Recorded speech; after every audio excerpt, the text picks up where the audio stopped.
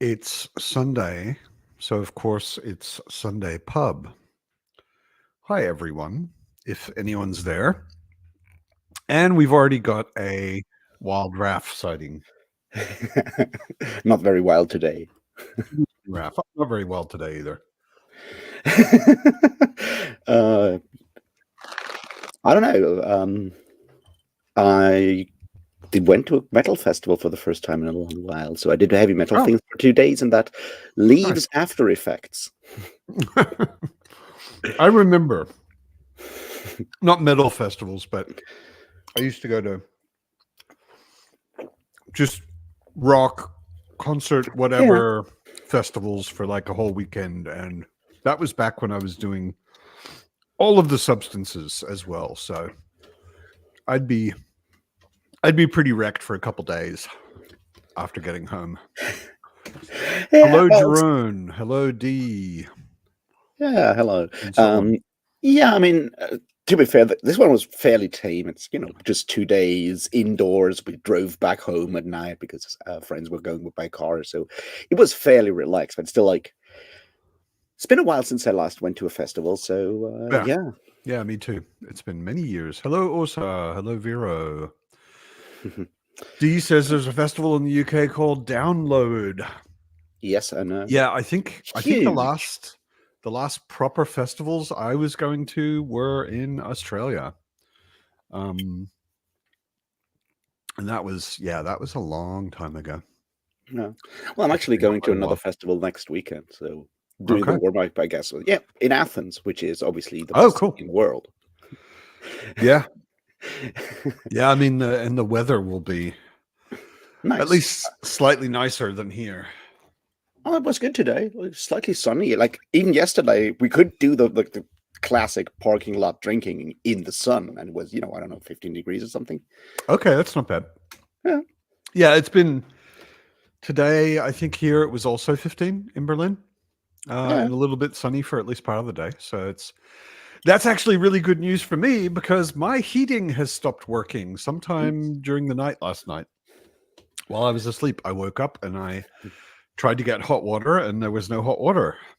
Are you saying the digital fireplace it does not actually warm you up? The digital fireplace next to my chair there, no, it looks nice and it sounds like a fireplace, but it doesn't actually shed any warmth. All of the warmth in my flat, whether it's hot water or heating, comes from the heater on the wall in my kitchen, and it's got a nasty habit of running out of water. And it's a very modern and new one. So modern and new that it used to be like I had a hot water heater like that once years ago that was quite old. And it was pretty simple. You just needed a particular kind of hose and you could easily fill it up with water anytime.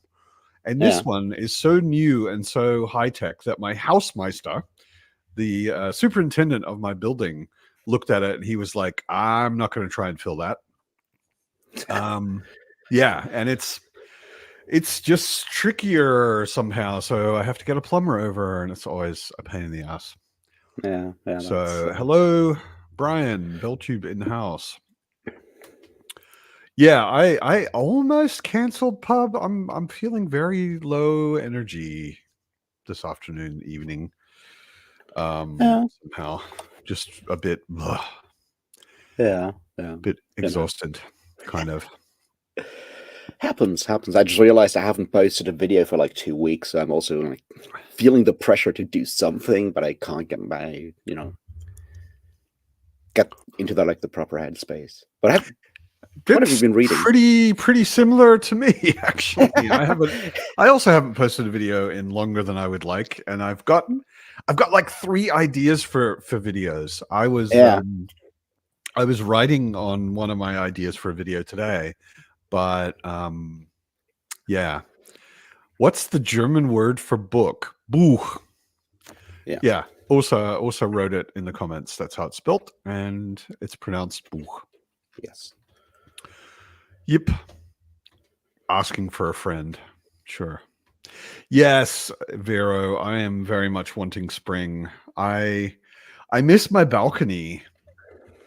It was one of the biggest draws of this flat when I had to move a couple of years ago, and I saw this flat. I was like, it's got a really big balcony. That is awesome. That is cool. And last summer, I was out on the balcony probably more than I was actually in the flat.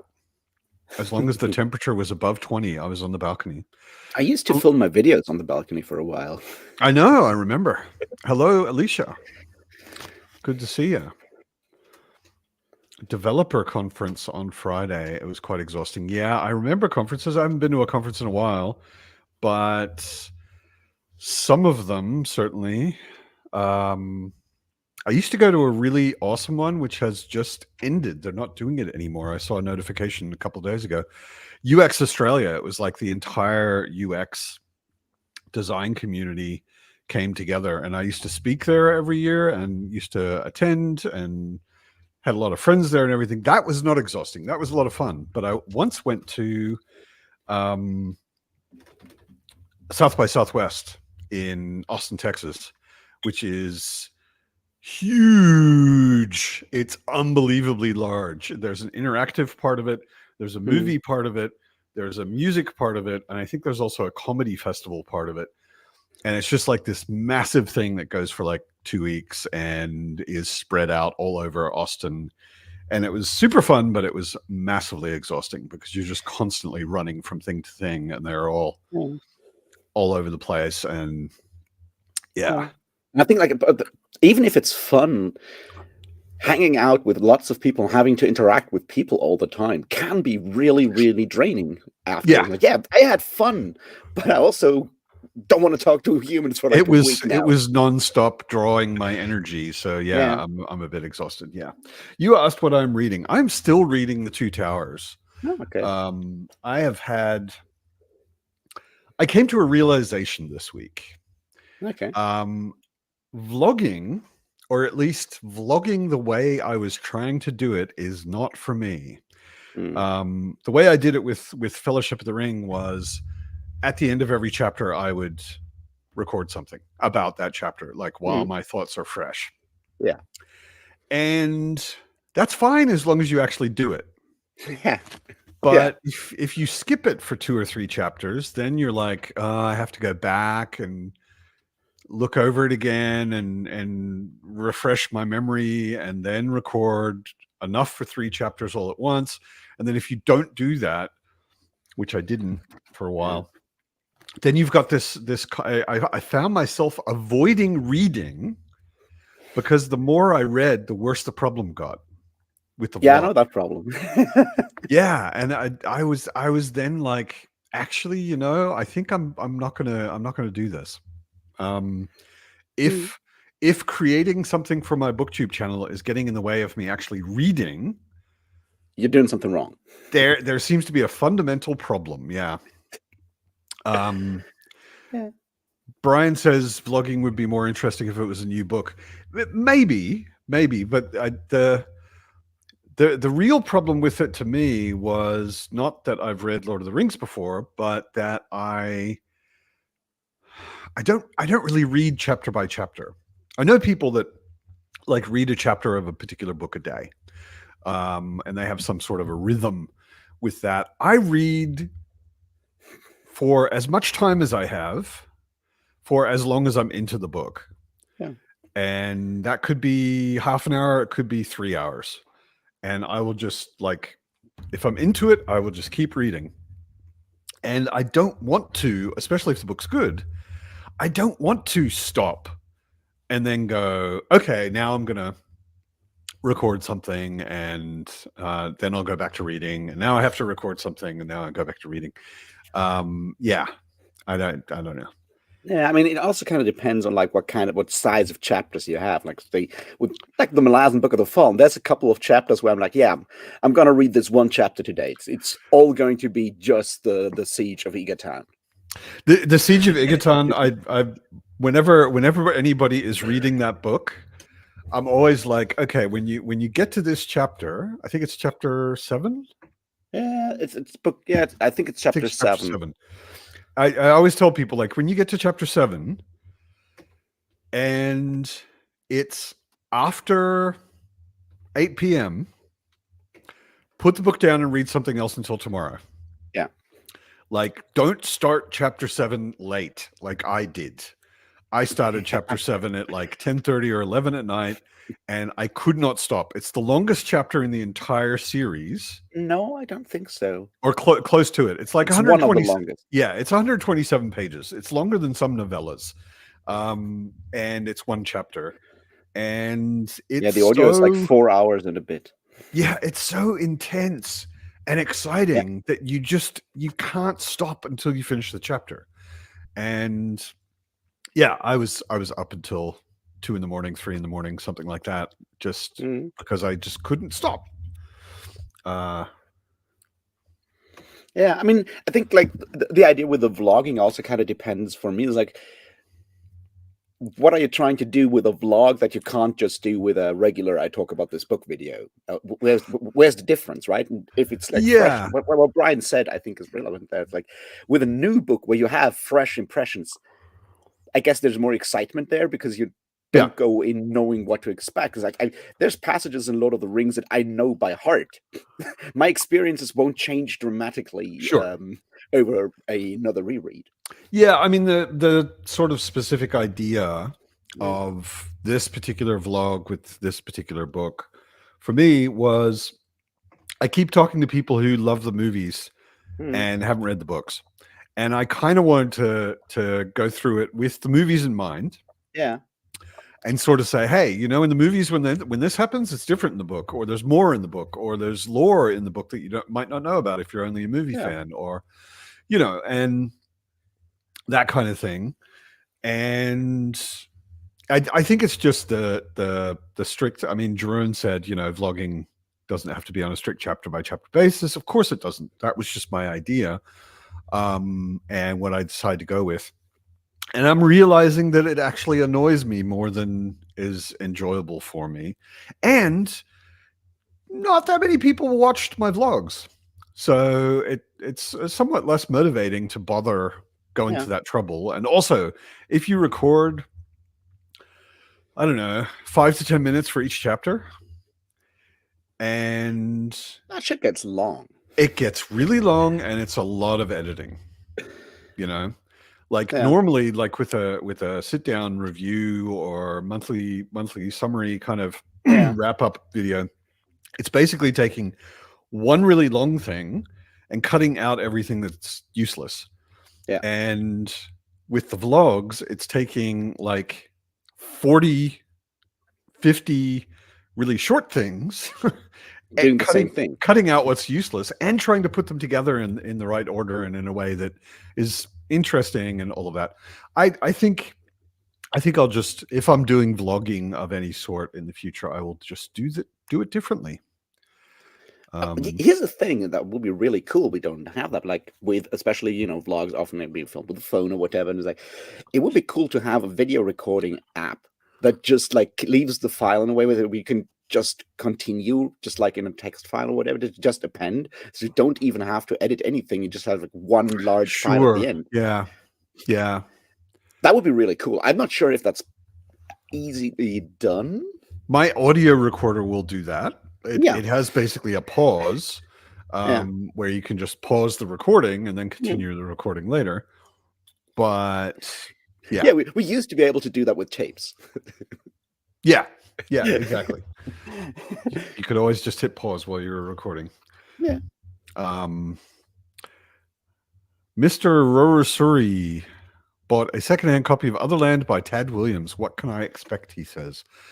It's pretty trippy, as I remember. I read it a long time ago. It's fun until you reach the end, and the end doesn't make sense because Tad Williams can't do endings. Okay. I don't remember it that well. I just remember, I mean, the really basic sort of not premise, but like the world. We jump from fantasy world to fantasy world, and a lot of these are references to. It's all VR. Books. It's all a VR world, which is super realistic, and anything can happen. And yeah, Ready Player One, but good is a good description, actually. I have not read Ready Sort of. Player One. I haven't either. I've just I heard from a lot assume of it people it's sucks. kind of garbage, but yeah, I don't know either. My Um, old flatmate read it back in the day when it came out and was like, "This is boring. This is just nostalgia bait." And if you already found that out like back in the day when it came out, I'm pretty yeah, sure I'll see it the same way, probably even worse.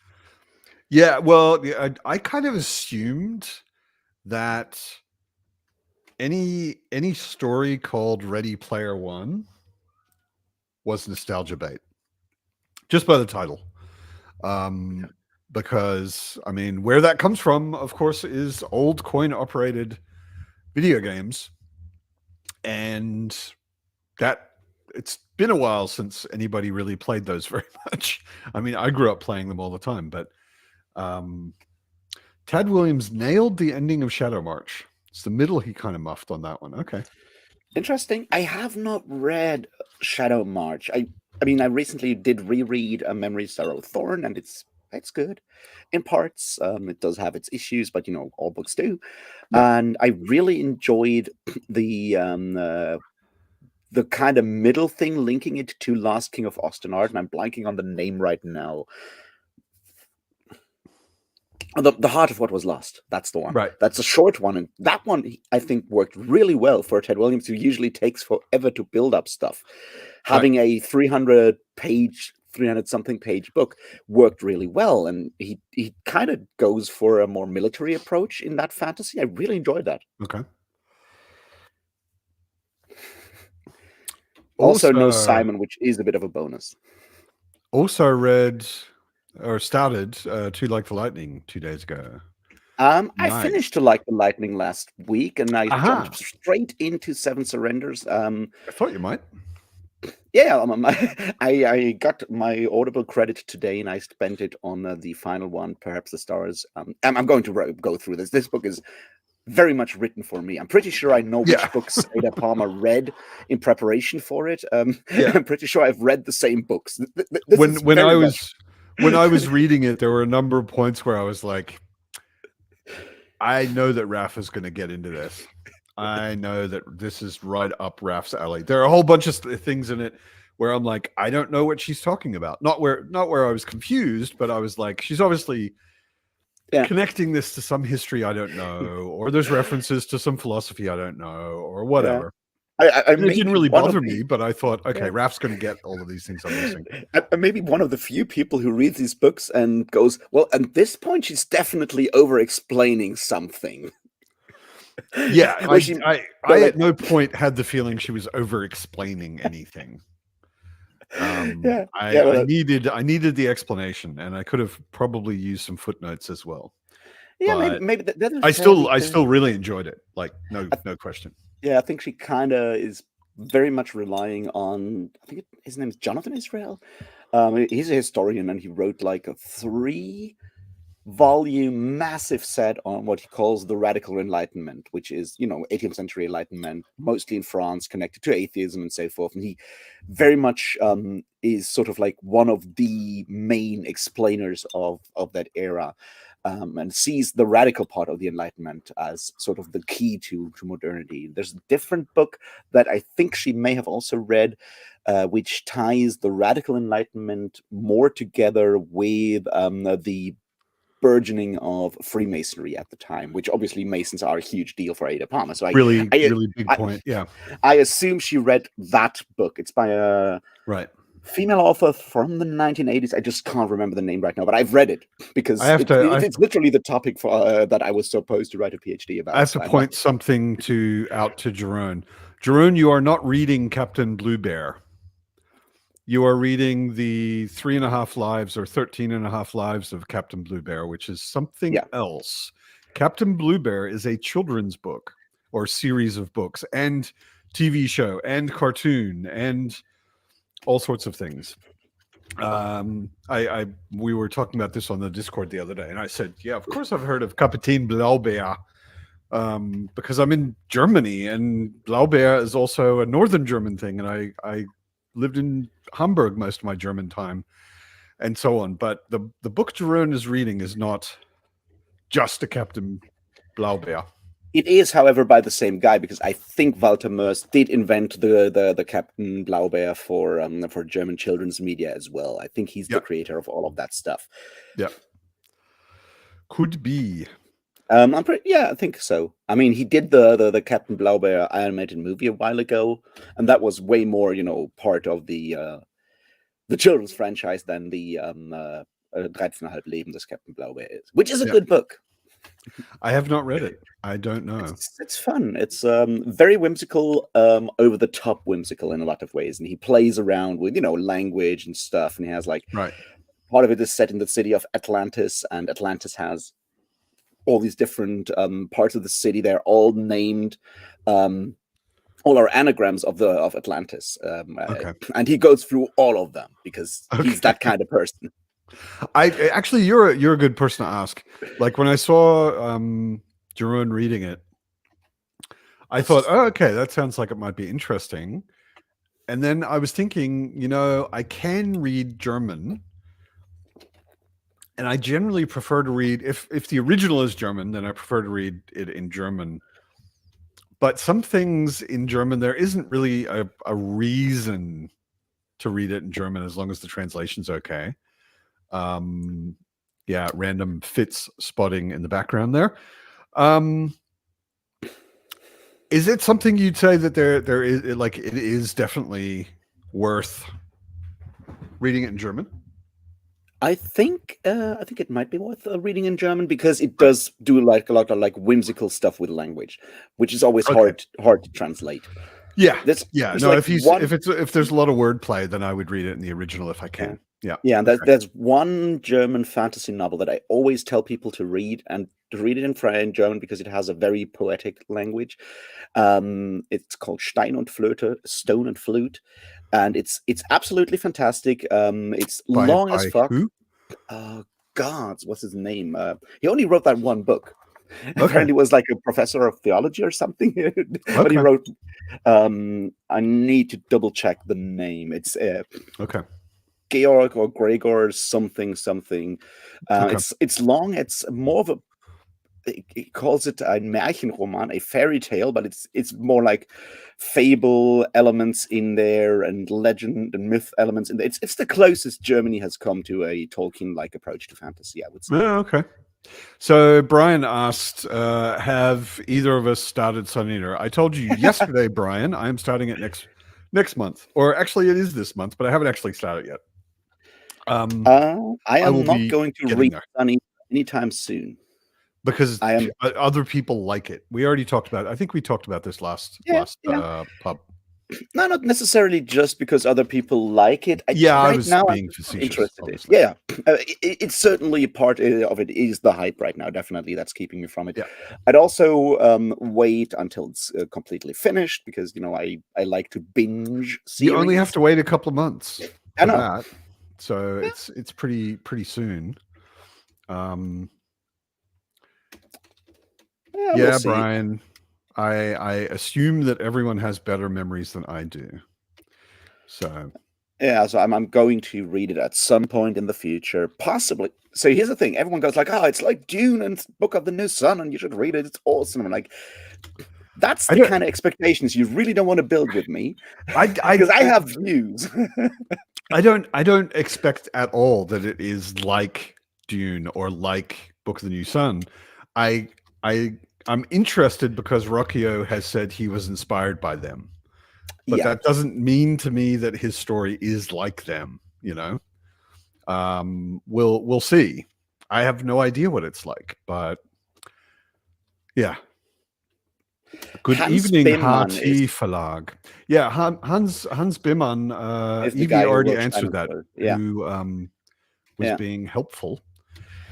The audiobook is 42 hours, so we're talking marathon length book. Wow. Okay. All right. So it's chunky. It is. It's very fun. No, so here's the thing though. Someone from a different Discord managed to recommend Sun Eater to me in a way that actually worked almost. And he's like, this is like a fantasy novel that feels like Fading Suns, the role-playing game. And I'm like, there's more than one person who knows the Fading Suns role-playing game. I know Fading Suns. you do. And I'm like, I if don't you think I sell this ever to me, I'm played like, this it, feels but like yeah. Fading Suns. I'm like, that's something I might get into. Right.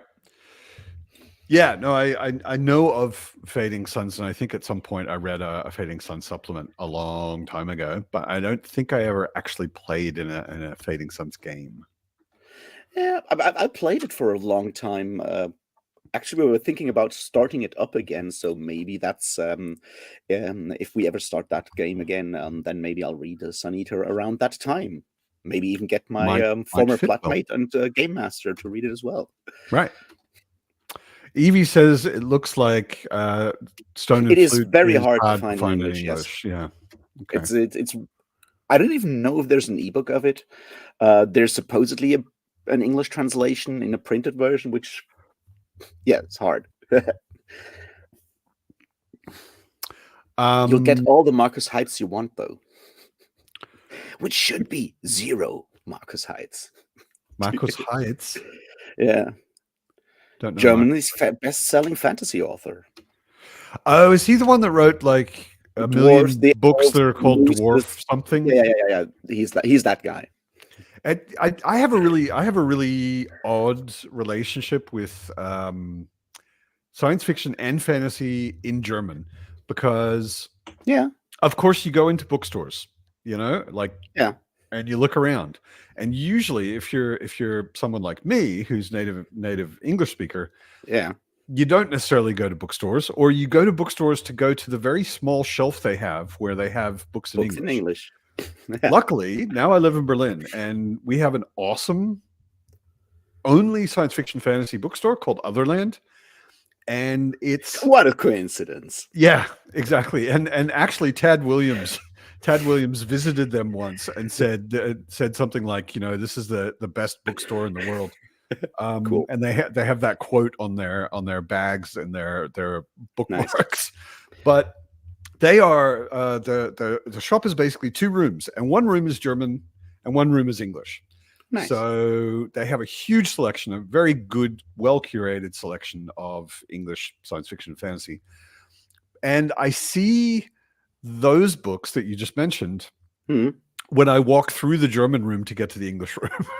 And I never stop, but they always seem like the most present German stuff that isn't translations.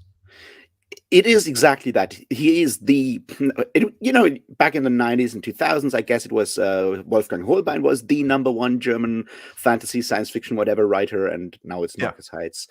And I have very snobbish, elitist views on both of them without ever having read. That shocks me. He's a fascinating. I cannot believe that you have elitist, snobbish views on anything. Well, I personally, I'm constantly struggling with that problem. It's like I don't want to be an elitist, and I try to not come across as arrogant or anything of the sorts. But it's a constant struggle, because on the other hand, I do have, you know, a lot of background knowledge in certain very, very specific fields, and that does give me sort of like opinions that can come across as elitist or snobbish. Sure. Yeah, no, I mean, I'm constantly impressed by your knowledge, like your actual awareness of things and what you studied and what you've read and everything. But yeah. I guess it's a presentation, mostly a presentation question. Definitely. Because I know a lot of people that know more than you, who never come across as elitist.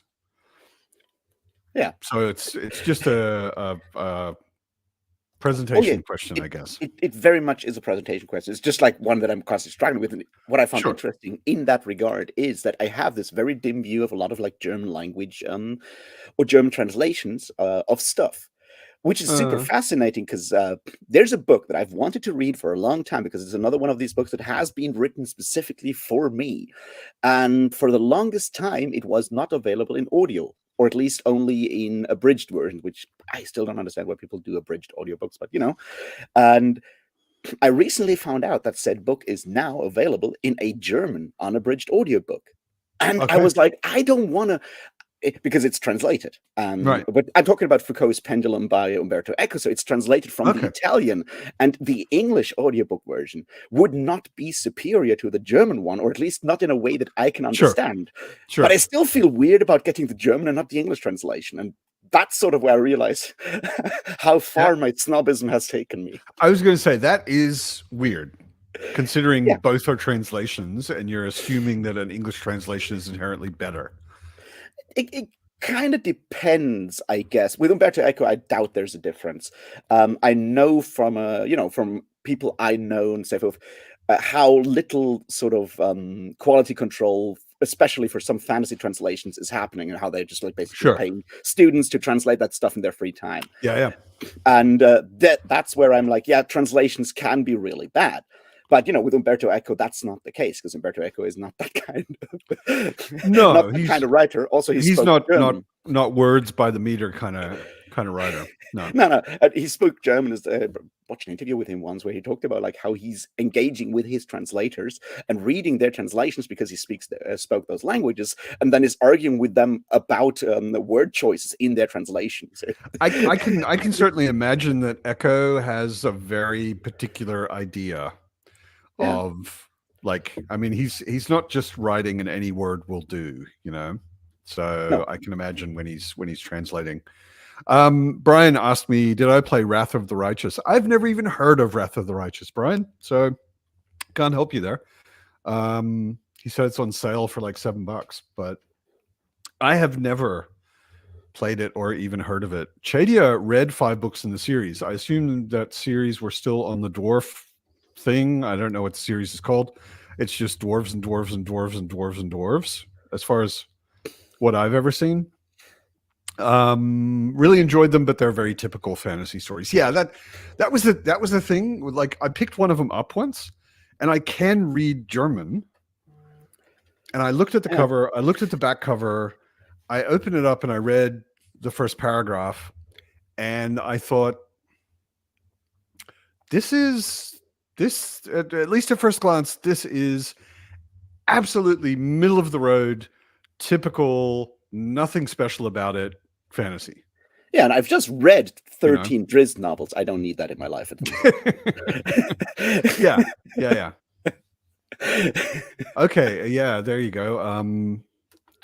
Jimmy Nuts says Wrath of the Righteous is a great game. And Kingmaker. Oh yeah. They were the Pathfinder, right? They were sort of what Baldur's Gate 3 is to D&D. They were Pathfinder-ish games. Yeah.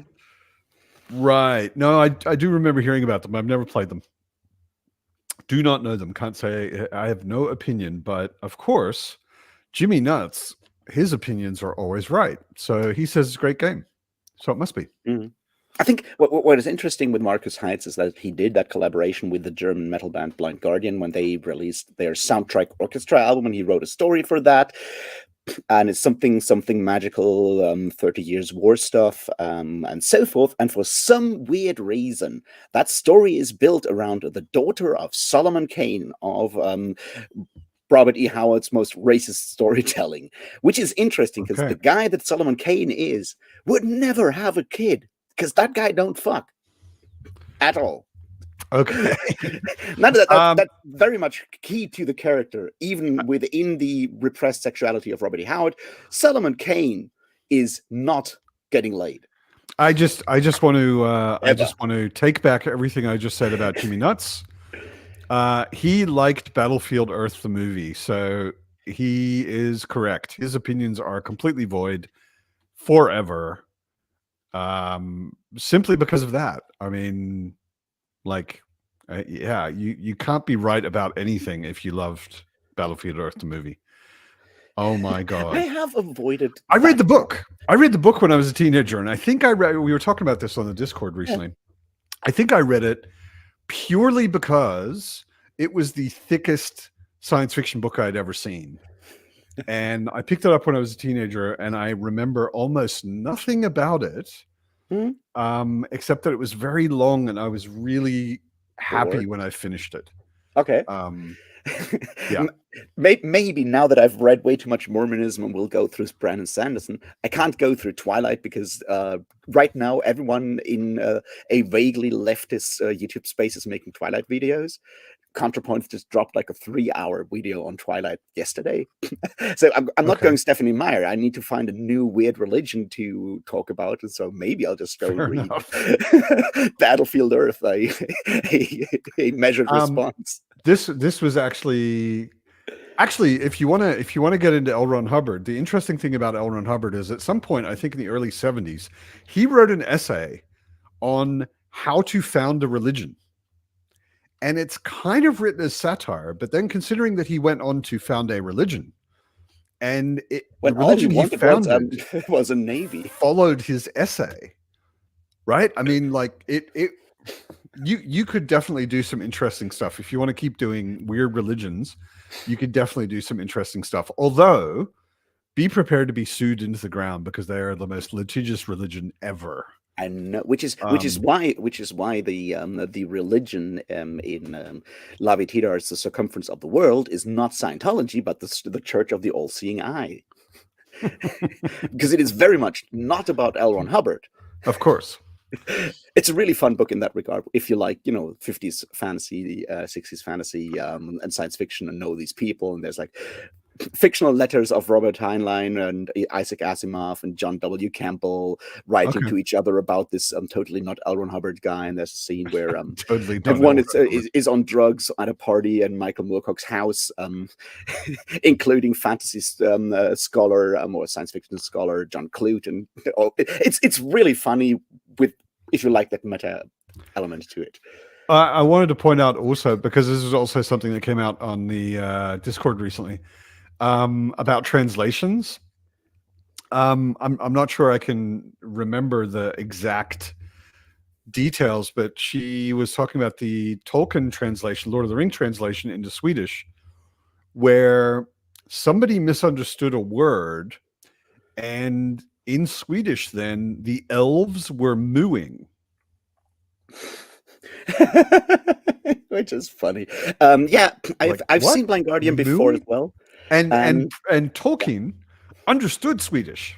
of course he did. So once he saw the Swedish translation, of course, he was a little bit upset because they got a lot of things really wrong, apparently, and some really fundamental things, like the Nazgul. Instead of, I think it was flying, the Nazgul were meant to be flying, Yeah. or they were mounted. They were mounted on flying creatures. Yeah. Instead of The that, fell beast. yeah, instead of that, they were on a mountain in the Swedish translation. Yeah. Which makes no sense at all, because if they're just on a mountain, then they're not moving around anywhere. To be fair, they are on a mountain very from time to time. confusing. Yes, but this was definitely a specific part that was translated horribly wrong. Wait Poorly. just a sec. Entertain yourself with the comments. I need to grab something. I'll be right back. All right. What can I say about Blind Guardian? I think they have played Battlefield once. I remember back in the day when the album came out, and they did like 2003, they did like a festival. They called their own open air festival at the Blind Guardian Open Air, which was the first festival I ever went to, coincidentally. And they let the fans vote on the set list for that one. And that is, I think, where they tried to play Battlefield, but yeah, they barely ever play that one, which is sad. Because it's probably my favorite song on that album, which I haven't heard and listened to in like ages. Did I miss anything exciting? No. I just talked about apparently way too many people in chat are also listening to Blind Guardian, and apparently went to live shows and stuff like that, which is something I can relate to because I have done so. I don't know. I've probably seen them somewhere between 10 and 20 times by now. So I guess I noticed in my email today, at the same time, basically, notifications that two bands I really like, Calexico and The National, are both playing in Berlin. And at the same time or together? Like, are they like a package, or is it two shows at the No, same no, no. time? Two totally different notifications about two totally different concerts, which are, I think, within a couple of weeks of each other. Nice. And I haven't been to a concert since before the plague. Yeah. A live concert, and it's weird. I think something got really strongly programmed into my head during the pandemic. Like, the idea of a concert makes me kind of nervous, which is bizarre because I used to go to concerts like one a week for a long time. It's weird. Birds and books. I am not going to talk too much about Winter Sun. I'm not a fan. I saw Winter Sun ages ago when they just had the first album out. I've seen them live since, if you can call it live, because it feels like basically everything comes from backing tracks, possibly including the drums. I'm not quite sure about that one. Yeah, I don't care anymore. I've moved on from my Ensiferum folk metal, pagan metal days into more obscure spheres, I guess. Of course you So have. no, there's this like 80s style heavy metal that has gotten more and more nerdy over time, where people write entire albums about the travel of science fiction role playing game and stuff like that, which is exactly where I ended up. I remember Traveler. Yeah. I So remember that you can. It is the first game I ever encountered where you can die in die. character creation. Yeah, I know, it's great. Before you actually even start playing the game, your character can die. And you can play wolf aliens, which is really cool. Yeah. Yeah, and there's this sort of heavy metal band, more like hard rocky at this point, I guess, called the Lord Weird Slowfek, after the 2000 AD comic character. Okay. And they made an entire concept album about basically a traveler campaign. Okay. Which is really fun. Wow. It's also funny because their singer is a college professor for philosophy, which means they write songs about philosophy a lot, including about time and being and nothingness by Jean-Paul Sartre, and a song called The Apology, which is, of course, about Plato's Apology of Socrates. Of course. What were you could it possibly thinking? be? Yeah. That's what I meant with like more nerdy parts of heavy metal. Fair enough. Fair enough. I was actually thinking I would like to read a bit. So why don't we do a couple of sprints? Also, I think this pub probably won't go that late, but I could be wrong about that. But like I said at the beginning, Yeah. I'm actually pretty wiped out, and I don't think I'll stay on super long. But why don't we do a half-hour sprint And see how things are then. Come back at 1:15. You going to read Lord of the Rings, or? Yeah. I'm going to continue with Two Towers. We've just had a chat with Saruman, which is always fun. That specifically, that chat, I was also like double reading parts of it because it's so interestingly written. Like the way. Are you saying that in that situation, Saruman lost his marbles, or at least one of them? That wasn't what I meant, but yeah, if you need to sneak a pun in, yeah, sure, why not? Sorry, no problem. Maybe we'll just cut the pub short right here for today. And no, Brian, has your dementia kicked in? I think he's trolling. He just asked me if I've read Sun Eater. I think he's just trolling. Either that, or yeah, you might want to go see a neurologist, Brian. So everybody read for half an hour, and at 1:15 we will come back. See you then. Enjoy your books.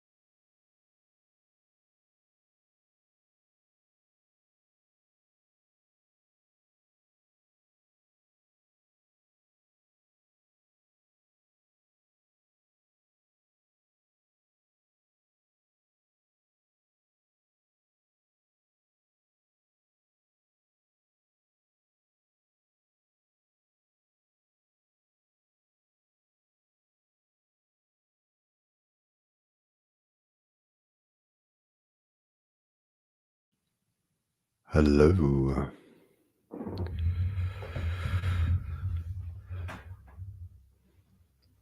Everybody finished reading?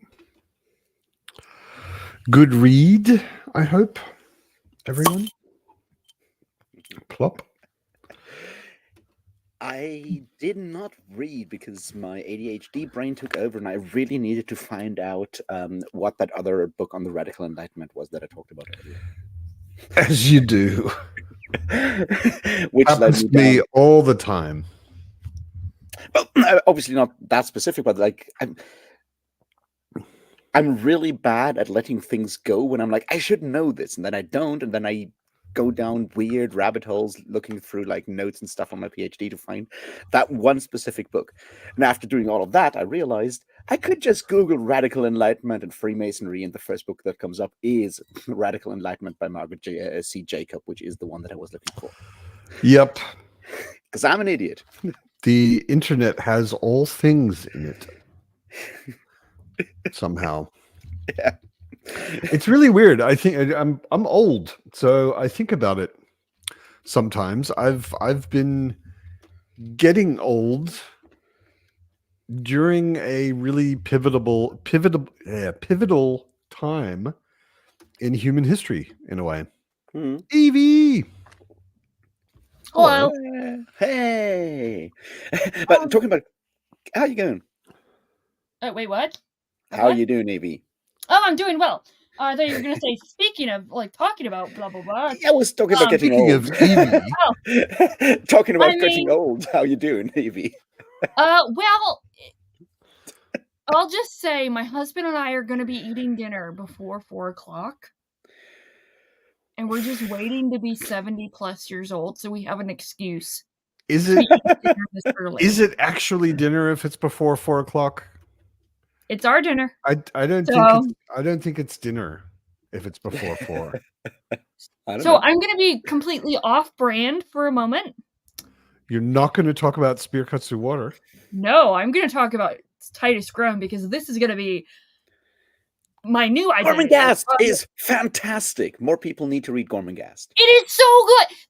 I have been literally trying to read this book for the. Sorry, I didn't mean to burst out your ears. You're so good. But I literally been trying to read this book for the past 10 plus years, and just because of the style of writing, like it takes 200% of my concentration to read it, and just life would get in the way every single time, and every single time I would get a little bit further, and the most that I'd gotten into it before this is 70 pages. So I finally, I'm like, I'm gonna do it. It's either now or never, dadgummit. And I'm so glad I did, and I'm just trying to not like totally just light the rest of my TBR on fire, so I have an excuse to just go into Gormenghast. Luckily, there's only 2.5. Luckily, there's only 2.5 books. Yes. Embrace the lack of a concrete TBR. Very much so. I just like this year I gave up on that, and I am freely deciding whenever I feel like it. I'm going to read. To be fair, TBRs are very much like concrete because you can bury the corpses of books in there that you don't want to read. It's true. I also just don't want to disappoint people. So it's like this weird thing of like, I want to be included in buddy reads and I want to be asked, but then I get overwhelmed by buddy reads and TBRs and stuff. And if I just like say screw it, then no one's gonna want to buddy read anything with me anymore. And that's why I don't do buddy reads, because I'm terrible with this stuff. Yeah, me too. And all the buddy reads I've ever started have failed. I think I've gotten to that point that you just described, Evie, where I joined buddy reads with people and didn't stick with them and dropped out after the first book or whatever, to the point where I don't think people ask me to do buddy reads anymore. So, which is fine, because like whenever I hear about a buddy read, I'm like, oh, that sounds really exciting. When you get to the day you want to start, I will decide whether I'm actually going to read that book or not. Yeah, which is partly why I failed in that buddy read / read along, whatever, for Spear Cuts Through Water, because I'm like, Can't do this. We I want need to. structure. I want to binge a book and then I want to talk about it. And if you're spreading this shit out over a week or 2 weeks, Which oh, I mean, man. which was a cute idea, but in our discussion yesterday, Dan also Yeah. admitted that like nobody did that. That just didn't happen. Hello, Britain. Hello, Matt. Hello, Ralph. Hello, Evie. Hello. Britain. Yeah, Yeah. nobody Claudia. You like are loud. nobody reads a really good book and is like, okay, I finished a chapter. Now I will wait a week. Yeah. And read the Hey, next Hey, one. man, Claudia sometimes does have some of us are busy. What do you want me to say? Raph, Chadia does have a great question. Didn't we just read Gog Magog together, Raph? We did. Well, I did read Gog So there you go. You buddy read something. Yeah, I mean, someone recently just read Gorman Gas did. here, Evie. Didn't Yeah, you read Gorman Chadia and I did read Gog First book of it, yeah. Magog together, and it's a good book. You should read Gog Magog. It's fun. Also, read Lut Luda when it comes out in September, October, something like that. It's really fun. Gormenghast EV has been on my TBR for 30 years, probably. I mean, at least since I heard about it and thought, wow, that sounds really interesting. I should read it. And I've never gotten to it. And I have Titus Grown. I bought it recently because I didn't own a copy. I bought it. It's on my shelf. There's a copy. There's a very specific version of Gormenghast that you want. That's the complete illustrated Gormenghast because it has Mervyn Peake's actual illustrations. And Mervyn Peake was an artist in a lot of ways, right? He did costume design and stuff like that. And there's a full-on hardcover version that has all the Gormenghast stuff with his weird illustration. Also, pro tip. This edition that I have, sorry, Raph, but this is not the bind-up edition, not the hardcover, but it does have a lot of his illustrations, and even the cover is his illustration, and it is the whole pen and ink illustrations is just so good, so cool, so good. One pro tip though, don't read Gormenghast while you're sick and running a fever. I did this. It's the kind of book that does not work well if your brain is already on fever. It makes for very weird dreams. I'll say that. That just reinforces that you need 200% attention span for this book. But Raph, you will appreciate this, and it's not really a spoiler. But there's a scene in there with spiders. 2 spiders specifically. And my arachnophobia has never been triggered via text only. And it was triggered. So bad. There's a video game I play that has in the options, it has an arachnophobia mode. And when you turn arachnophobia mode on, all of the spiders in the game, and there are actually quite a few spiders in the game that you have to fight, they turn into kittens. Oh, really? That's funny. Yes. That probably makes it a completely different type of. It's quite a different experience when you're killing kittens with a sword. Yeah. Oh, that's terrible. Yeah, I prefer the spiders, but I don't have an arachnophobia problem. So, is there such a thing as a God? What's the word for that? Cat phobia, which I'm blanking on the Greek word for cat. I'm sure there is. There is a fear of chickens, which I used to have a really bad. What is it? Electophobia, I think is the. You're afraid of chickens? I used to be. Ever since I started working at a barn and I had to deal with chickens, I very quickly had to get over that fear. So.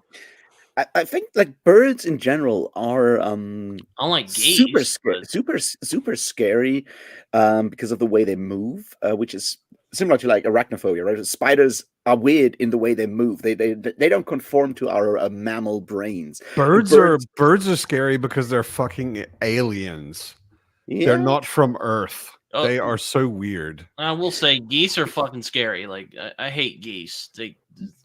Geese aren't really scary, they're just assholes. So that's too. Also, Dan, allurophobia. Thank you. Allurophobia. I think birds are scary because in our brain we know that they used to be fucking dinosaurs and could kill us, and now they're small and angry, and that's bad. Which, I mean, similar to cats, they used to be these very like large creatures Yeah. that could kill, maul man easily, and now they're,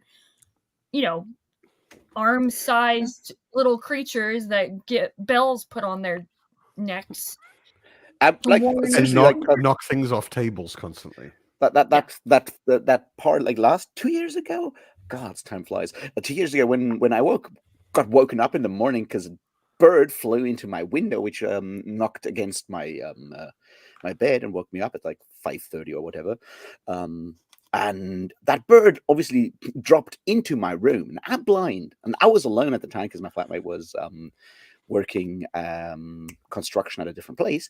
I had to kind of figure out what to do with a possibly still alive bird in my room, and it was fucking scary.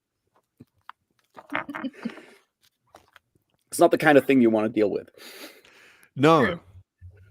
No. And one of those occasions where being blind really sucks. Yeah, there's a few. Yeah. But there's also good plates, which is like when you wake up after, going to a metal festival and coming home at 3 a.m. and so forth, and you feel like shit, you walk into the bathroom and you can just like walk past the mirror and you don't have to see yourself. You don't have to see my face either, which is a big plus. Perfect. Yeah, it's So it has advantages. it does have advantages. Oh, interesting point. I just between figuring out which radical enlightenment book I needed, and all the other stuff, I went past my flatmate's room and I heard one sentence, and I understood that he's currently explaining the plot of the first Dune movie to his girlfriend because we're going to watch the movie tomorrow, the second one at least. But it was funny. It's like one sentence I heard, like just a snippet, and like, yeah, he's explaining Dune. They crashed. They crashed and have to walk through the desert, and that's the one sentence I heard. They crashed and then they have to walk through the desert, and I'm like, yeah, could be something else, but it's probably Dune. No, it's Dune. It very much is Dune. Yeah. So have you guys seen it yet? I saw it on opening night here in Berlin, and I will withhold comment until you've seen it. I was going to see it with my dad, and then my dad decided to be a hard ass, so he didn't want to see it. And I didn't want to argue about it. I was going to see it tonight, but then both I felt like shit, and when my flatmate came home from work, because he was working on Sunday, he also felt like shit, so we decided to go tomorrow. There's a non-dubbed version playing tomorrow in the theater, and going back to being snobs about translation and stuff, I'd much rather see the non-dubbed version. One of those things which is it's become totally normal to me, but it's weird to people, I guess, elsewhere. Germans dub movies standard, like everything on television usually is German, even if it was originally not German. They dub everything, and you have cinemas that only show German films, which is most of them, and then you have some specialist cinemas that only show original versions, so usually English. And then you have more and more now, and it's pretty common in Berlin. You have cinemas where they'll do like 2 showings of the movie in German, then 1 showing of it in English, then 2 in German, and so on. So if you want to see the original version, first of all, they're always sold out because everyone wants to see the original version, which I keep thinking, like, why don't the cinemas do more English? But anyway, and it just gives you a very limited number of opportunities to see films.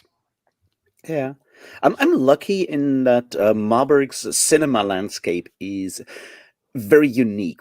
Basically, all the theaters in this town are owned by one family. So they have like a big, like a Cineplex, and then they have like a smaller one. They used to have like a third one, which was really small and old, and that means that they can show whatever the fuck they want for as long as they want. Which is good if you're a fan of, say, Stanley Kubrick, because it means that they play Eyes Wide Shut for like 2 entire years in one cinema because someone likes that movie, and that someone is the person who owns all the theaters. That's not even one of my favorite Kubrick films. I mean, I think it's a great film. No, it just happened to be the last one, so he played and played and played, which was just interesting. And that means we get a lot of also Marburg being a university, like a student town, we have like 1/4 of the population is students. A lot of these are international students, so there's a lot of, similar to Berlin. There's a market for non-German versions of films here. Yeah, I mean, like, depending on which part of Berlin you're in, if you walk down the street, you'll hear a lot of languages, and usually German isn't one of them. Yeah. I've literally there's one very big intersection near where I used to live, and crossing from one side of the street to the other, I counted the languages I heard just in people walking past me, and it was 7 by the time I got to the other side of the street, and none of them were German. It's a very international city, Berlin, and I'm always surprised that they don't have more showings of stuff in English. It's really strange. So we couldn't see the very first showing of Dune in Berlin, but me and my best mate went out and saw like the third showing, the first English showing. And as Highway Cavalier says in the chat, there are some pretty big changes. Yeah, so in case you didn't know, I am not a big fan of Dune Part 1, mainly because Jessica, can I curse on here, Matt? Of course. Okay. They fucked up Jessica, okay? And it makes me so mad, okay? Yeah. Justice for Lady Jessica. I agree. I just find it funny that you earlier today said, like, in this conversation, said a very tame version of God damn it, and now you're going to like they fucked up Jessica. That's how very she obviously feels strongly about Jessica, which is understandable. It's true. So in preparation, I'm like, you know what? I'm gonna prepare myself for Dune Part 2. I don't care that it's gonna spoil the experience for me. Someone wrote an article of the 12 biggest changes made in Dune Part 2 from the novel, and I'm like, oh no. And every single one, I'm like, are you fucking kidding me? So in the first movie, I really liked the first movie. Jessica was one of the things I didn't like. Like, she was very weepy, and thank you. Like Jessica, who is meant to be completely in control of her mind and her body in every imaginable way, does not break down and cry every time anything happens. But in the movie, she did. Pretty stupid. But in the first movie, like adaptations, I'm very understanding and forgiving of movie adaptations of books. They're different media. You have to change things to move something into a new media where you have a limited time frame, and it's just a completely different medium.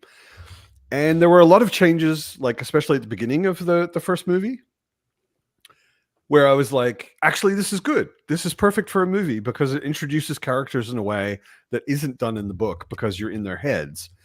And this all works. This all works. This all works. Oh, Jessica's crying. That's pretty stupid. But otherwise, I was actually pretty happy with the first movie. The second movie, they introduced some stuff where I'm like, I really have a hard time, first of all, understanding why that was necessary. Second of all, I'm not getting on board with that.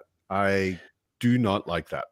Okay, I'll be. I am now very much thrilled to find out what they do, because obviously I'm someone who likes to get mad at stuff, so I'm fine with them fucking up. if you knowing you will probably enjoy it because it will make you mad. I'm fine with that.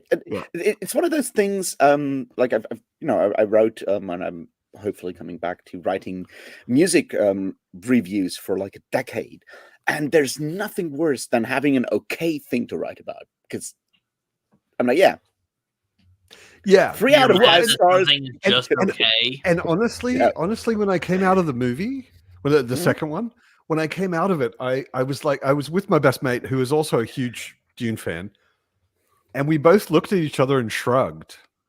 We weren't angry. I wasn't pissed about the things they changed. I was just like, that was all right. So the funny, not funny, haha thing, but just whatever. Funny, bizarre, I want to punch somebody in the neck about it thing. ironic, maybe. I don't even know if I'm using that word correctly. I never know, even though I've looked up the definition so many times. Anyways, I love Denis Villeneuve's adaptation of the story of your life, the film Arrival. I love it. It is not a true adaptation. It's not true to the source material. But what I like I didn't about even realize it was based on a book. it's story. It's a story. Okay, Ted Chiang right. in stories of your life and others. So Okay. this is also could be the thing is I saw the film first and then I read the story afterward. So that also I'm sure has a play there. But for me, Arrival is a good companion adaptation or complementary adaptation to the source material.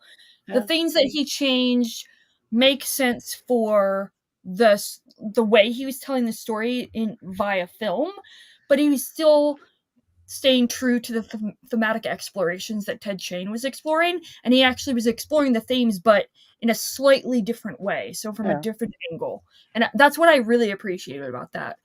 But Dune, I just wanted it to be more psychedelic. Also, I'm more of a fan. I'm missing Sting. I'm missing a very queer Sting in the movie. Missing Sting in his underwear.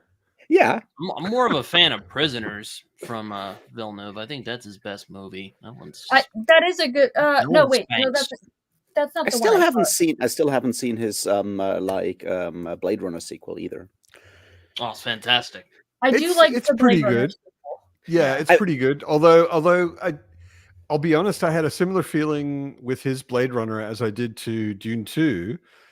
That being, it's beautiful, like just visually stunning, unbelievable, and in large parts a little bit boring. I mean, from what I can say, and I'm obviously not the expert here, I think like Villeneuve is definitely the kind of very visual. Like his film language is very visual. You have other directors that go for different things, but like his focus is making shit look beautiful. Yeah, yeah, and sorry, I mean, Matt, real quick, can you highlight Mitch's comment? Are they really doing a remake of Nosferatu? Yeah, Robert Eggers. I hadn't heard about it myself, but project. Bill Skarsgård, I think, will be Nosferatu. So yeah, I'm looking forward to it. I'm a big fan of Skarsgård's going to be Nosferatu. Okay. I think Defoe is. It would be kind of funny if Defoe played, because he was already Nosferatu in Shadow of the Vampire, which is a great film. Lily Rose Depp is going to be in it. That's cool. I don't know if Nosferatu is the kind of story that needs a remake. Bro, they've remade Dracula so many times. My God.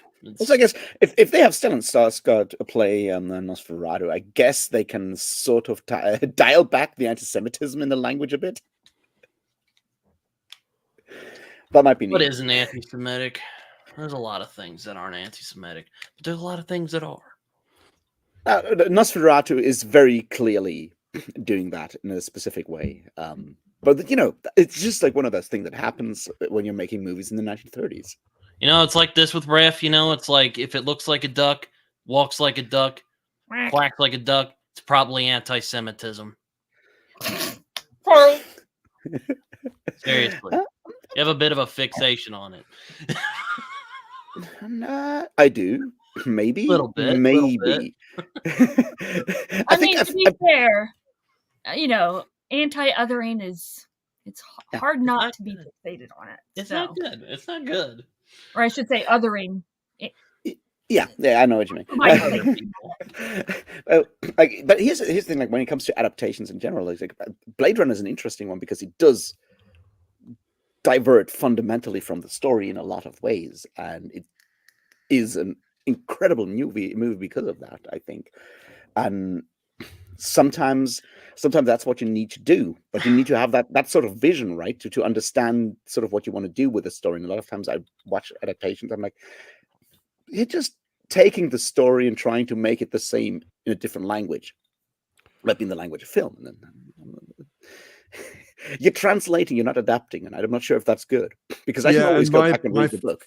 My feeling about the second Dune movie was There were a number of changes, and like I said, I'm not against that, but I didn't. Sometimes they're changes of convenience, which I can excuse because you just have to change things because of different medium, and sometimes, like you just said, they're changes because the director of the movie has a vision and they are actually trying to create a different story, which is maybe better in a movie than what it would have been if they'd stuck too strictly to the book. Yeah. And Dune 2 isn't either of those. There are a couple of, I was actually just writing, I wanted to do a reaction video. One of the rare, more negative leaning videos that I might do. And I was writing it today, and there are certain things that are in there where I'm like, unless Denis is planning on the next movie having things in it that were absolutely not in either of the books, then a couple of the changes that he put in the second movie are just baffling to me because they're story dead ends. They don't add anything. Is he going to do like the next Dune, like Dune Messiah as well, or he's got someone writing it already, but Warner Brothers hasn't signed the contract yet. And apparently, he has no interest in doing Children of Dune. He said that if he does the third one, that'll be the last one for him anyway. Warner Brothers may sign someone else to do it. Who knows? But yeah, he wants to stop. I want the God Emperor of Dune movie. I want hours and hours of Leto talking to Duncan of a worm with a face philosophizing. Yeah, that's what I want. Can you really navel gaze if you're a worm?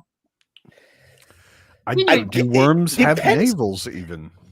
I'm pretty sure they don't because they're not mammals, but technically I'm pretty sure you can because, worms are flexible. You can navel gaze in ways that are very much impossible for us poor vertebrates out there.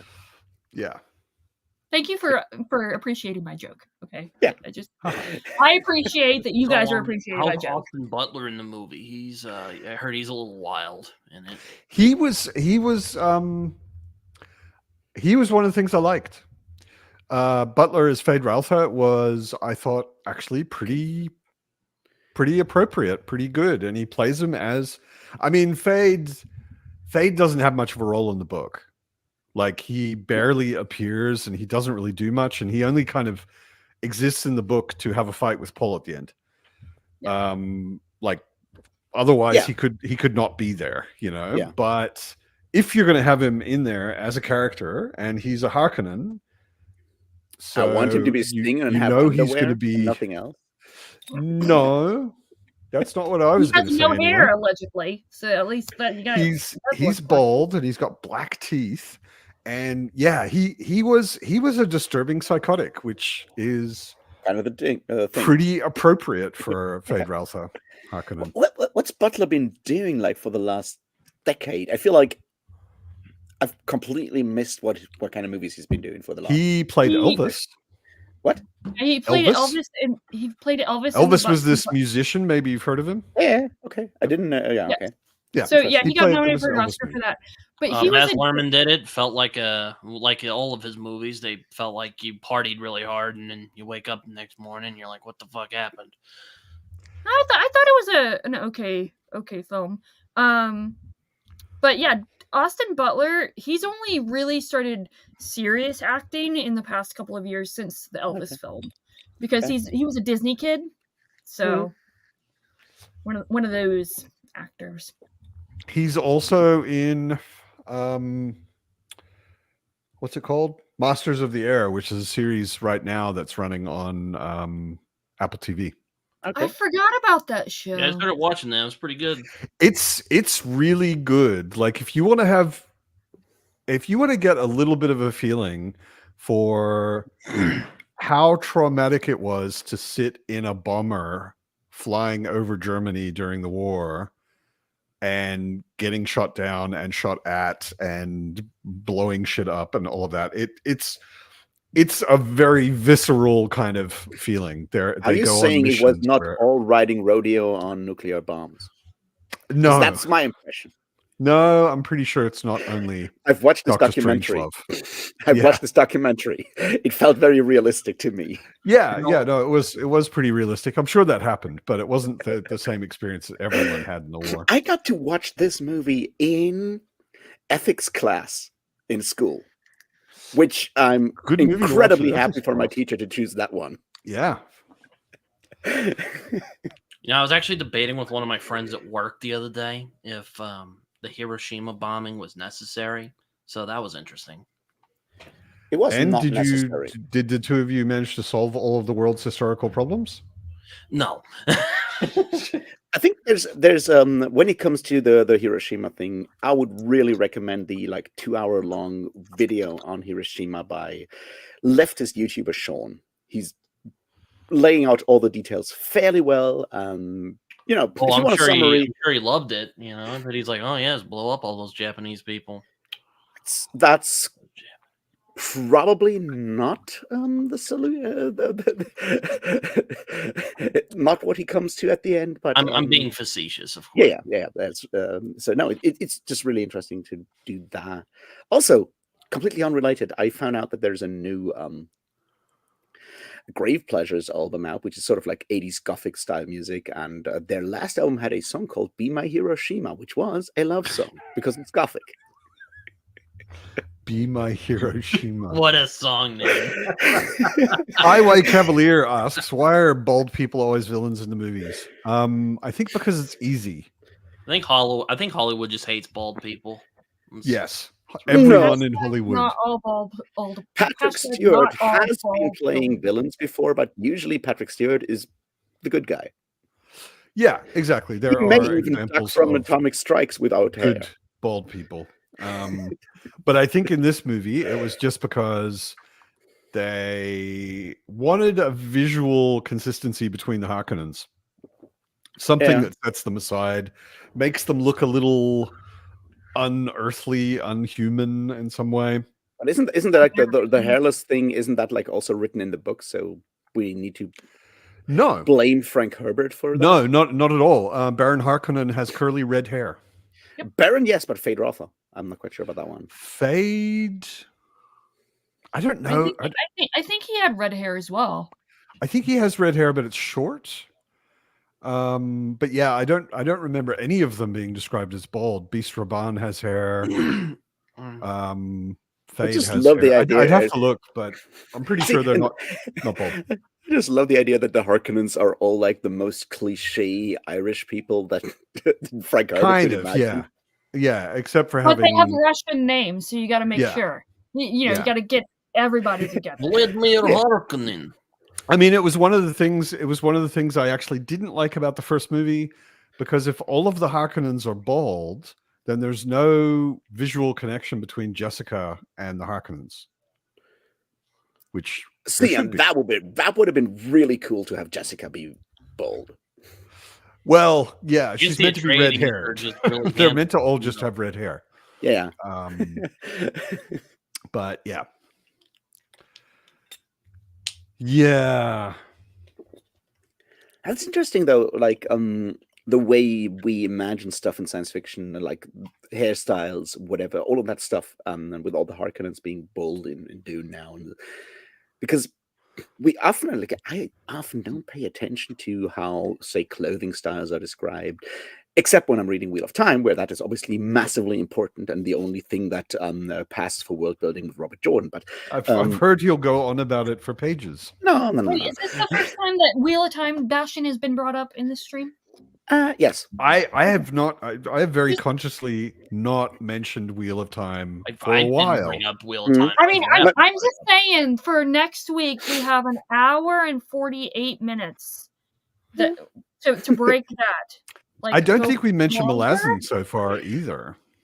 We did. We talked about the siege of Igatan and how long the chapter is. Yeah, that's right. That's right. Yeah. My point is, I recently reread Ubik, which is obviously a really fun book by Philip K. Dick. I'm going to read that soon. I don't know. And but here's the thing: Ubik is weird and does all kinds of crazy mindfuck things because it's Philip K. Dick, and he usually does that. That's what he does.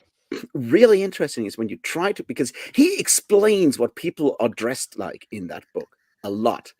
and it's buck wild. Trust me, it's incredibly crazy. It's like, Okay. yeah, seriously, color combinations, fabric combinations. It's all over the place. It's insane. It's like how he imagines the future is incredibly realistic when it comes to micropayments and your door not letting you out because you didn't pay. Yeah. But it's very unrealistic when it comes to people wearing the things they're wearing in this book, and it's absolutely it's a wild I don't know. trip. I mean, have you been to Berlin recently? I haven't been to Berlin for like 2 years, I think. Berlin on a Friday night, Mhm. like 1 a.m. on a Saturday. Yeah. You can see some pretty crazy stuff on people's bodies, Okay. or very, very little crazy stuff on some people's bodies. Yeah, it's like surprising to me. But that's the thing. It's not necessarily super excessive or anything. It's just like the combinations of crazy. And then he talks about like how this one guy is constantly walking around in like rubber boots and stuff. And I'm like, why? And I'm sure, and that was sort of like the realization from it. Like, I'm sure he did that to make it feel even more surreal. Because even in the 1960s when he wrote that book, he must have been aware of the fact that what he's doing when he describes clothes there is absolutely crazy. Yeah, So I it's mean, sort of I've like noticed. the subliminal kind of effect of it being completely strange. No, I've noticed with Philip K. Dick when he goes weird, he goes all the way. He's got strange names. He's got weird words, weird clothing. I was actually talking to. I mean, maybe this applies to Philip K. Dick. I haven't read any of his work, so take this with a grain of salt. I'm just going Please off of do. You might actually enjoy him. my theory that started with this book, aka Titus Mhm. Grown. Have I mentioned that this is my new personality? And for once, it's a book that I have already read, so you can't even bully me into reading it. Well, I'm going to I read it mean, this summer. nice. Gormenghast cuts through Evie. Yeah, but what I was gonna say is like, it's just interesting. I was thinking about like writing style and stuff like that, and how Mhm. you know, especially nowadays, I feel like prose is very like not just action driven, but very much the prose is descriptive Mhm. of imagery rather than the prose evoking imagery.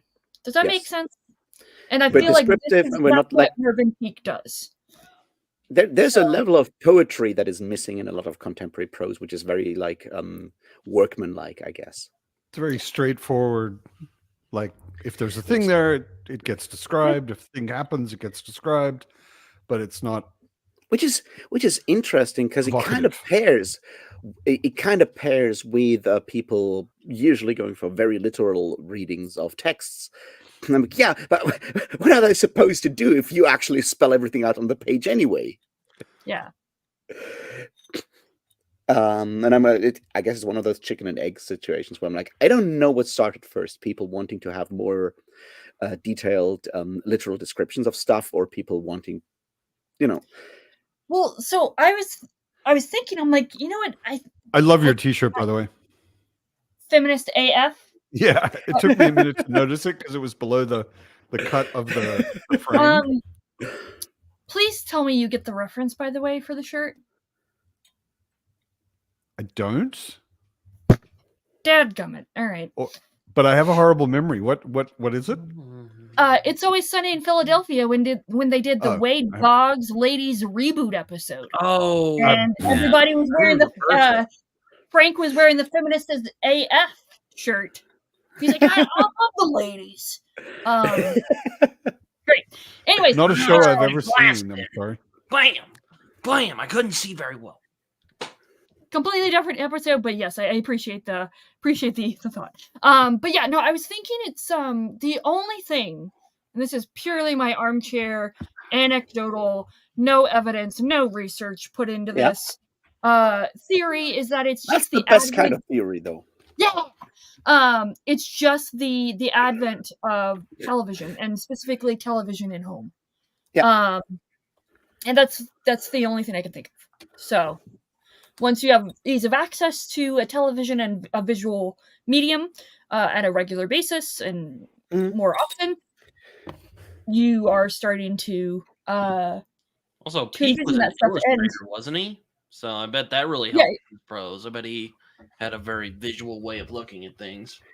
But I think that there's a difference between television. Evie is right there. I think between television and the visual language of television versus the visual language of cinema in a lot of ways, and there's a massive difference. And I think it's to put it further, there's a reason why both George R. R. Martin and Joe Abercrombie are so successful and have had such a huge impact on fantasy, and that's they both worked in television for a long time in different fields, but they. Like, you read Game of Thrones, it used the language of television, of serialized television. You have a cliffhanger at the end of every chapter. They're all focused sort of on like one person. It feels like it was written as a TV show already. Obviously, George R. Martin is a good writer, so he does other stuff when he just, decides for once not to talk about like teenage girls' bodies in creepy detail. But in general, he does use the language of television, and Joe Abercrombie does the same thing. I mean, he used to work in editing, so he's really about like cutting things to like the absolute bare minimum to make it snappy in a way that television did. And like the third part of that is Joss Whedon bringing the super like ironically distanced snappy dialogue to fantasy or to general our language in a lot of ways. Like the 2000s have like the impact of Buffy and the way Joss Whedon wrote dialogue in Buffy and then later in Firefly has had a huge impact on fantasy and science fiction because every nerd watched that stuff and then they grew up to write their own stories, and everyone thought that that's the way you write dialogue, is like Joss Whedon dialogue.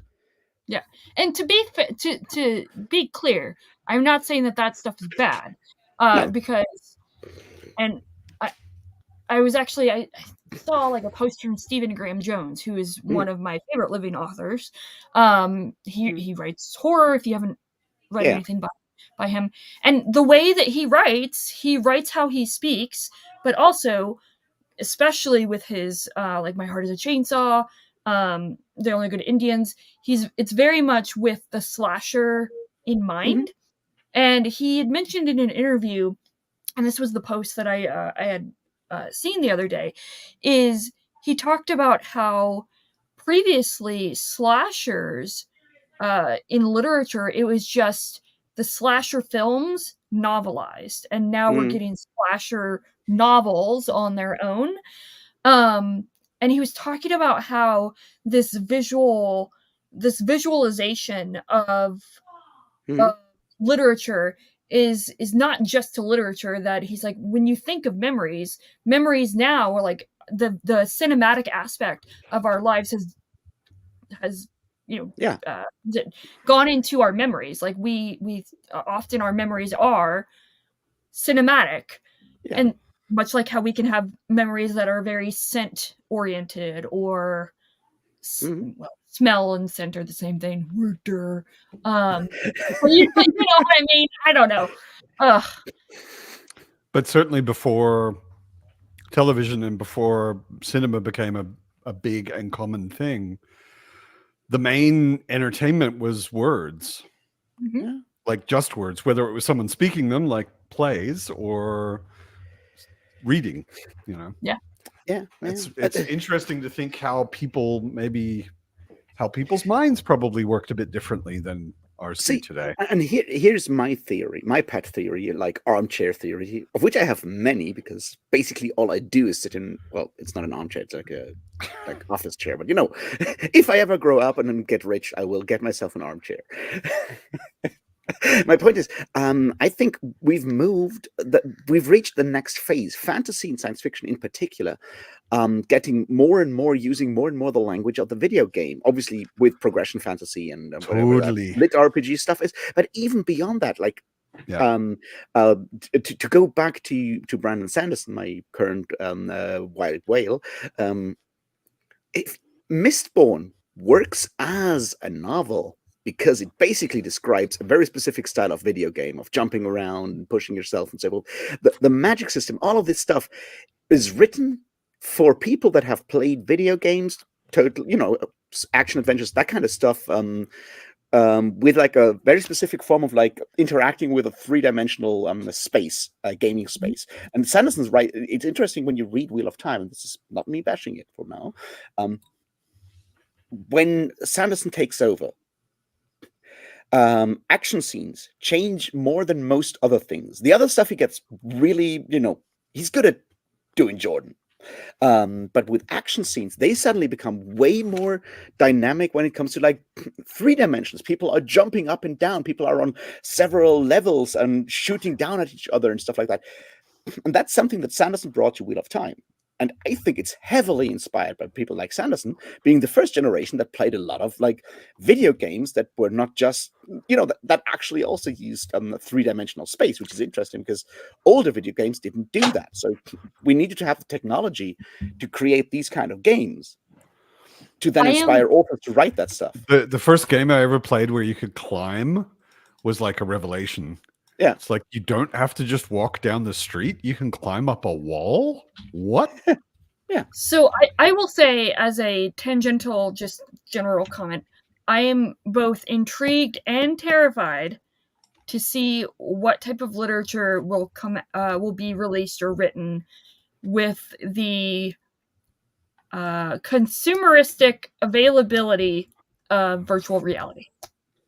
Oh dear, don't get Raph started on that. It's as someone who almost did a PhD on virtual reality back before virtual reality was even really a viable thing. Welcome to Sunday Pub, where people talk about their failed PhDs. Yeah, I actually it feels now it feels like a scam, but at the time I was inspired. I convinced the director of my design department to invest quite a lot of money back then to create a virtual reality lab in the early 90s, basically so that I could play with Silicon Graphics computers, because nobody else was really that interested. But virtual reality back then was so hyped, and it was all meant to be this big deal. The thing is, exactly. And Jaron Lanier and all sorts of stuff going on back then. But the thing about virtual reality, I still pretty firmly believe virtual reality won't become a real thing, like a widespread phenomena, until it's actually built into our heads. Yes. Because nobody wants to put a thing on their face. Yes. Right? It's a novelty. Like it's been out there for a number of years already, and it's still a novelty. I know a lot of people who've bought a visor and they used it for a week, and they played the very limited number of games that are out there, and they thought, oh, that was cool. And they went back to their thumbs. I think we also still need to figure out that whole like inner ear situation with a lot of VR stuff, right? That's gotten a lot better. Wait a sec. Fitz is fitzing. Fitz is fitzing. Fitz is getting into something. Fitz has a thing where she will suddenly get fascinated by what is behind my books on the bookshelf. Okay. There is nothing behind my books on the bookshelf. But to get to what isn't behind my books on the bookshelf, what she does is knock my books off the bookshelf. And she'll just start sort of climbing over them. No, she'll start climbing over them, knocking books, throwing books off of the shelf so that she can get behind the books and realize there's nothing there, so she can knock more books off as she gets back out. Anyway. It sounds like you just need to give her her own shelf. Exactly, and fill it up with books I don't like. So she can knock them over. Real time, there you go. Like virtual reality, I don't think virtual reality will take off. I met a guy many years ago, and this was super fascinating. I met a guy who was he was a doctor, like a physiologist, but he was also a neurological researcher and had done some specialty research about eyes and optic nerves and how the brain processes optical input and that kind of thing. And I mean, this was back in the 90s. Yeah. And he had developed a chip that you could put in someone's eye, basically, and it would process light landing on the chip and pass it onto the brain. And it was useful for people who have real serious seeing problems. Yeah, Not it's necessarily one of those people- things that regularly comes up, and I'm like, yeah, maybe in the future I'll get it. Yeah, no, I mean, he was doing like, this was very, very, very Yeah. early, Yeah, weird, cutting edge research. Yeah, But I because have to leave. Dinner's ready. So bye. yeah, Adios. enjoy your dinner at 4. See you, Evie. and I You think mean lunch? What the hell? It's like Exactly. 5 over Dinner, here. dinner at 4 is not. It's not dinner. no, it's but yeah. breakfast. He was doing some interesting things like that, and that was when I thought, because I was at the time I was playing with like gloves and huge, extremely heavy, slow up refresh rate visors, and I was getting myself nauseous by looking at the things I built in VR Worlds back in the 90s. It's much, much better now, but even though it's much, much better, it's still a gadget. It's still a novelty. Nobody is going to use it the way they use every other technology we use constantly. Yeah, but we also still don't have like an actually good use case for it beyond games. It solves a problem no one has. Yeah. I think like augmented reality might be more interesting. Have you read William Gibson's trilogy, sort of like the near future trilogy, the Blue Ant trilogy, whatever it's called, with the pattern recognition, zero history, and Spook Country. I think the first one is pattern I really recognition. should, because I like him a lot, but I haven't read that one yet. Because he talks about, and this is, William Gibson being one of the best people at figuring out obscure subculture stuff and using it for something that works in his world and in the general world. Quick aside, it was so funny. Like, I think when I went to Blue Sky for the first time, and the guy, someone was like, "Well, the first order of business of when you go to the new social media network is find William Gibson's account and follow him, because he's the one person who finds all the weird shit out there that you might be interested in or not. But it's important to keep an eye on what William Gibson is interested in." Cory Doctorow is also very good at that. Yes, yeah, Cory Doctorow, of course. Following Cory and William Gibson are like that. That's almost enough on Twitter. Yeah, like, if you're interested in technology and how it affects society, these are the two people you need to do. You need to know what they are thinking about. Yeah. But here's the thing: is that he talks about AR, like augmented reality as an art form. So they have like people that install like augmented reality art in like the world, like memorials and stuff like that. And if you are one of the people that has an AR visor or whatever, and you can follow that specific artist, which means that you go around somewhere and you follow that specific artist, like on social media and whatnot, you just walk around somewhere and you see the art they have put in places. And I'm not saying this is going to be a thing, but it feels more realistic as sort of like an idea. The interesting thing, I mean, this is the place I was doing a lot of research in university. The interesting thing, there's a guy named Myron Kruger. Myron Kruger was a professor at University of North Carolina, Raleigh, I think, back in the 60s and 70s.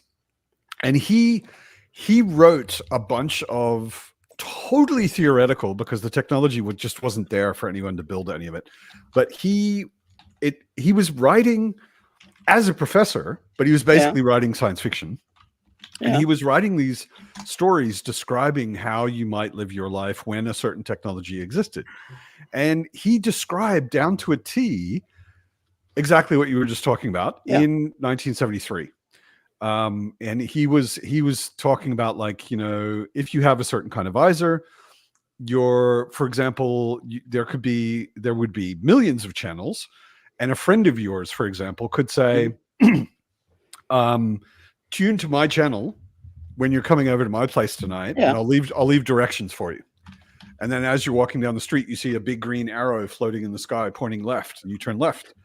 And then you see a big arrow pointing down, and that's your friend's house, or that kind of thing. And he described all of this perfectly back in the 70s already. And we still haven't really gotten there. Yeah. And it's, to me, people are only willing to accept a certain amount of friction in a physical interface. Yes. Like a controller has a certain amount of friction. like just interaction friction. You have to The learn how only to thing where use we're it. willing, yeah, the only It thing where we are cramps your willing, hands and that kind of thing, but Yeah. it's pretty easy to use. yeah, true. It's not that big a deal. Whereas putting a thing on your face and becoming unconscious of your surroundings, Mhm. actually, I think the biggest problem with that is it actually triggers our survival problems, like our deep-seated survival instincts.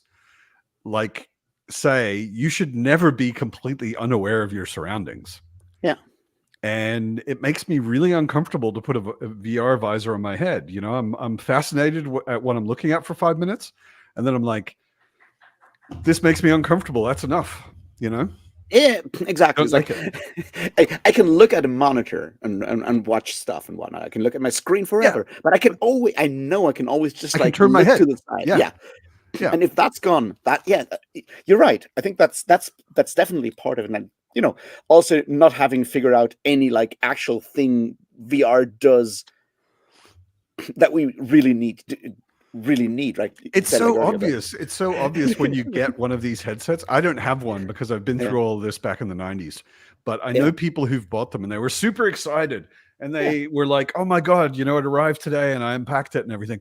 And a week later, they're like, yeah, there are some games that are all right, but basically because not everyone is buying one, like every second person does not have a VR headset. Yeah. There is no market to create games. So the people who create games are not creating games for VR. And the ones that they are creating are basically tech demos. They're like little tiny short focused things that show you that VR is kind of cool. And they're over in 10 minutes. And then you're like, so what do I do with my visor now? Yeah, nothing. Because there isn't anything else.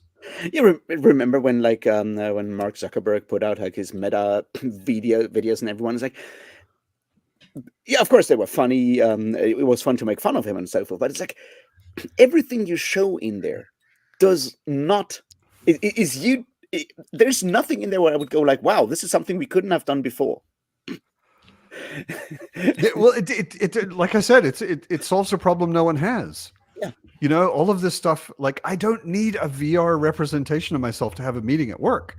I can do it at work or on a screen with Zoom or any number of other, and like video is good enough. I don't need a cartoony 3D representation of myself sitting in a cartoony 3D room. Yeah. It's like, why would I? How does that add to the experience? Yeah, I think, and of course, you know, the other part is, of course, that with Mark Zuckerberg trying to do do this stuff through Meta, which wants to be family friendly, he excludes the one driver for technology that is not, you know, solving problems, which is porn. Yeah, exactly. Exactly. Of course it is. Porn would be like the killer app for something like that. Yeah, like VR. That's what everybody who wants porn. That's even like it's just like an upgrade. You know. I mean, you know, it's always a bit of a joke to say like porn drives technology, but like when it comes to mainstream like adoption or like general saturation of the market with products, like porn was one of the things that drove like VHS and stuff and video in the 80s and then DVDs later on. And well, and I mean, even further back, like photography. Yeah. Like when photography was brand new, one of the biggest things that people were doing with it was taking pictures of naked women. You know, and don't forget the picture selling of the naked woman with the horse, which is one of the exactly. It's one of my favorite. Terry Pratchett comes back to that and often talks about like the joke because you know the guy who made that picture of the woman with the horse argued like got sued for pornography and whatnot, inciting public indecency, and he's like, no, this is art, and he argued it was art because there were urns and Greek columns in the picture, and so it had to be art. That's all you need to make it art. Which, all you porn producers out there, you now know what you have to do. Yeah, it's just so funny to me because it goes back to the question like, how do we define art? It's like, well, look, it's got like Greek shit in it. It must be art. It must be art. It's that simple. Listen, guys, I said it at the beginning. I said it in the middle. I'm pretty tired, and we're over 2 hours now, which I think is a good time to wrap up this pub. For anyone who, I think pretty much everybody in the chat that I've seen comment is a regular, so I don't have to explain this to you, but someone might be not commenting in the chat and doesn't know how this works. The Sunday Pub is every Sunday at 2 EST, 8 p.m. my time, Raf's time here in Berlin. If you are on the Fireside Discord, which is the Discord that I run with Joanna and Josh from Red Fury Books, get on there. The link to it is in the comments or in the description for this video. Get on there, get on my channel, and I make a notification, and anybody who wants to is invited to join on screen. It's not only people with booktube channels like Raf and Britain. We've also had Vero, who's in the comments. We've also had Jerome, who has been in the comments. Other people. It's always nice when more different people join. It's always nice to see people for the first time actually on screen. If you're nervous about being on camera, you can also just join with voice if you like. Or, of course, you're very welcome to just watch and join in the comments. It's great to see you all every week. I don't think there's any scheduling weirdness coming up, so next week should be good to go for the pub. I'll see if I'll be back from Athens by then. Yeah, would be good to see you again. And I can If tell not, you all about I'm sure the pub after that. Take it easy, everybody. Possibly. See you around. See you next time. Yeah. Cheers.